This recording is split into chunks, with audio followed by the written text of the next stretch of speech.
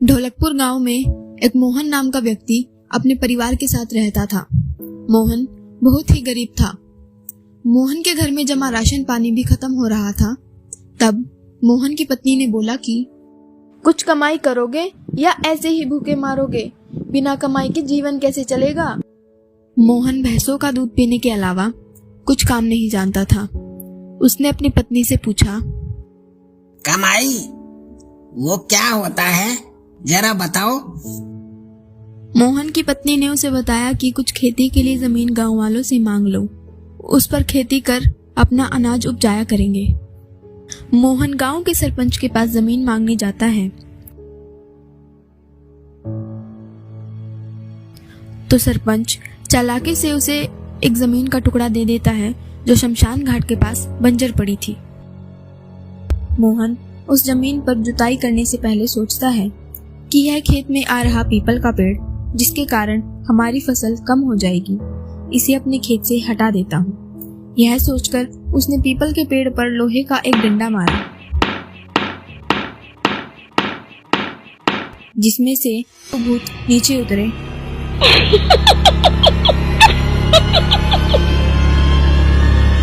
और मोहन से लड़ाई करने लगे।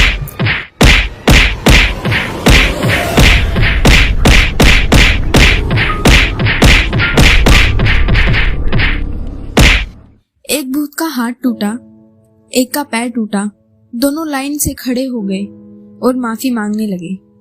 उन्होंने पीपल के पेड़ को हटाने का कारण पूछा, जिस पर मोहन ने स्पष्ट कहा कि ये पेड़ मेरे खेत में आ रहा है, इसलिए इसे मैं यहाँ से हटा दूंगा।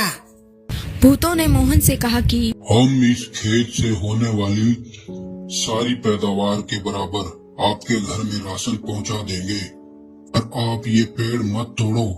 यह हमारा घर है और हम यहाँ कई वर्षों से रह रहे हैं। मोहन बलशाली था और बलशाली लोग सदैव दया करते हैं, इसलिए उसने भूतों की बात मान ली और घर चला गया।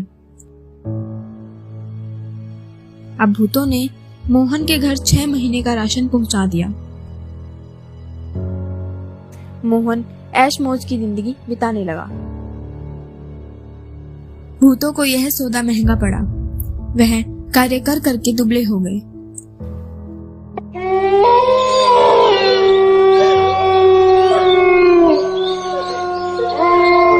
एक दिन भूतों के गुरुजी वहां पहुंचे और उन्होंने उन दोनों को दुबला पाकर कारण पूछा तो दोनों ने बताया कि एक आदमी है, उसकी जी हजूरी करने से और उसके घर राशन पहुंचाना, ये सब काम करने में हमारा सारा वक्त चला जाता है। इसके कारण हम दुबले होते जा रहे हैं। गुरुजी को यह बात बुरी लगी और बदला लेने के लिए वह बिल्ली का वेश बनाकर मोहन के घर जा पहुंचे। मोहन के घर रोज बिल्ली दूध पी जाती थी। इस पर वह बहुत परेशान था। आज सबक सिखाने के लिए मोहन डंडा लेकर दरवाजे की आड़ में खड़ा था। बाहर से बिल्ली के वेश में आए भूतों के गुरुजी ने मोहन को दरवाजे के पीछे छिपा देख लिया था और दाव लगा रखा था कि कब उसकी आंख से छुपकर उस पर वार किया जाए। इधर मोहन ने भी दाव लगा रखा था कि कब बिल्ली घर के अंदर प्रवेश करे और उस पर डंडे बरसाए जाए, लेकिन बिल्ली अंदर नहीं आ रही थी। काफी समय हो गया। मोहन धीरे धीरे और चूल्हे के पास जाकर छिप गया। बिल्ली आई तो उसने मोहन पर अचानक वार करने का प्रयास किया। मोहन पहले से ही सतर्क बैठा था। उसने एक डंडा बिल्ली की कमर में मार दिया। अब भूतों के गुरुजी के पसीने छूट गए, सभी हड्डियां टूट गई। गुरुजी ने अपने भूत रूप में आकर मोहन से माफी मांगी। मोहन ने उस भूत से पूछा, छोड़ने के बदले तुम्हारी क्या सजा होगी? गुरुजी ने स्वीकार कर लिया कि जितना राशन आपके घर आता है उसका दुगना अब दिया जाएगा। इस पर मोहन ने गुरुजी को छोड़ दिया। गुरुजी अपने चेलों के घर पहुंचे और पूरा वाक्य बताया। अब राशन दुगना पहुंचाना होगा।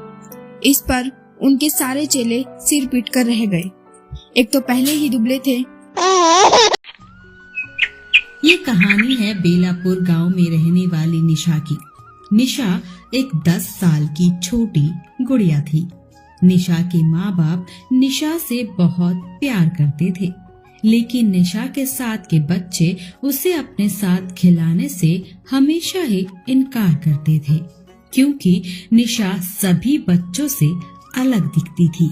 उसका रंग काला था, लेकिन निशा के माँ बाप हमेशा ही उसे समझाते थे, निशा तुम दुखी क्यों होती हो, तुम तो बहुत ही अच्छी लड़की हो। ये सब सुनकर निशा खुश हो जाती है। एक दिन गांव में बच्चे खेल रहे थे। निशा उनके पास खेलने जाती है, लेकिन वो बच्चे निशा को वहां से मार के भगा देते हैं। ए काली, चल यहाँ से, तू हमारे साथ नहीं खेल सकती। तुम मुझे काली क्यों कहते हो? मेरा नाम निशा है। तू ऐसे नहीं मानेगी, तुझे मजा चखाना ही पड़ेगा।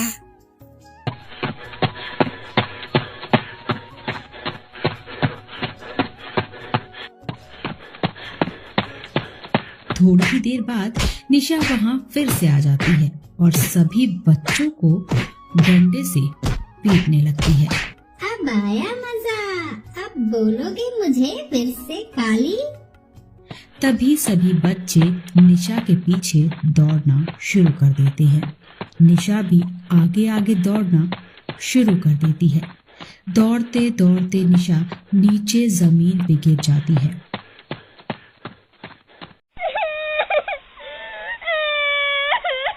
निशा के शरीर से ढेर सारा खून निकलने लगता है और फिर निशा की मौत हो जाती है। मैं हमेशा निशा को समझाती रही हूँ, बेटा शैतानी नहीं करते, लेकिन उसकी शैतानियों ने उसकी जान ले ली।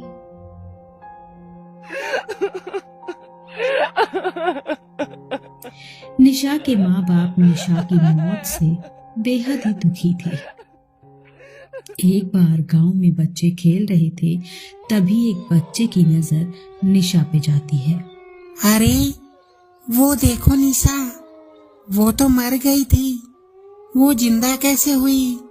बच्चे निशा को देखकर डर जाते हैं। वो एक भयानक काली चुड़ैल के रूप में दिख रही थी। तभी निशा सभी बच्चों के पास आ जाती है। तुम सब ने मेरा बड़ा मजाक उड़ाया है ना? आज मैं तुम सबको मजा चखाऊंगी। देखो निशा बहन, तुम हमारे पास मत आओ, हमें डर लगता है। अच्छा, अब मुझसे तुम लोगों को डर लगने लगा?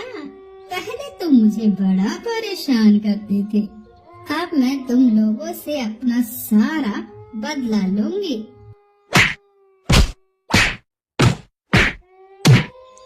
तभी निशा सभी बच्चों के ऊपर डंडे बरसाने लगती है। सभी बच्चे डर से अपने अपने घरों की ओर दौड़ने लगते हैं। सभी बच्चे अपने माँ बाप को निशा के बारे में बताते हैं, लेकिन कोई भी बच्चों की बातों पे विश्वास नहीं करता। अगले दिन बच्चे फिर से वही खेल रहे थे। थोड़ी देर बाद निशा भी वहां आ जाती है और कहती है, मैं भी खेलूंगी, मुझे भी खिलाओ। निशा फिर से बच्चों के ऊपर डंडे बरसाने लगी। बच्चे अपने अपने घर की ओर दौड़ना शुरू कर देते हैं। तभी गांव का एक व्यक्ति निशा को बच्चों के पीछे दौड़ते हुए देख लेता है। वो भी डर जाता है और सीधा निशा के माता पिता के पास जाता है। उधर सभी बच्चों के माता पिता भी निशा के घर पहुंच जाते हैं और कहते हैं,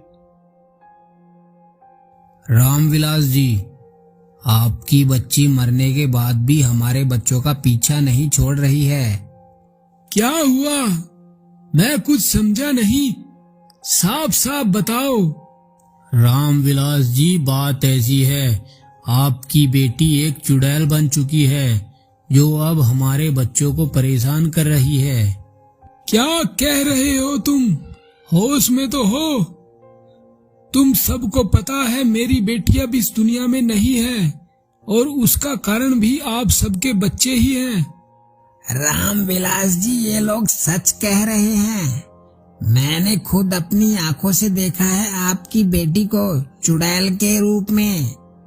अगर ये सब सच है तो मैं आप लोगों से हाथ जोड़कर माफी मांगता हूँ, लेकिन इसमें मैं भी कुछ नहीं कर सकता। तभी वहाँ पे निशा भी आ जाती है। निशा को देखकर सभी डर जाते हैं और निशा कहती है,